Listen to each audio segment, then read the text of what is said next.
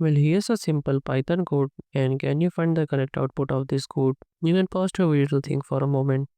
So first of all, as you can see, we have empty list here, then we are using a for loop here, and then here we have created a shallow copy and change it with 100 and printing A.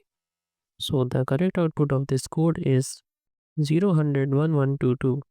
Well, if you didn't understand this code, let me explain. So this is the code, and here we have to understand this part first. When this for loop run, we are getting I star into 2, and it's getting appended. So in the first run, there will be 0 0, then there will be 1 1, and then there's 2 2. This became the list, and now here we are creating a shallow copy here. That means we will have the same elements like this.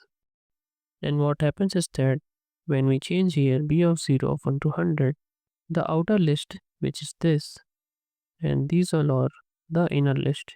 The outer list is different, but the inner list is still referencing to A. That means when you try to change 0 of 1 to 100, the list will become like this: 1 1 and 2 2. This change will also be reflected here. That's why we got this as the output.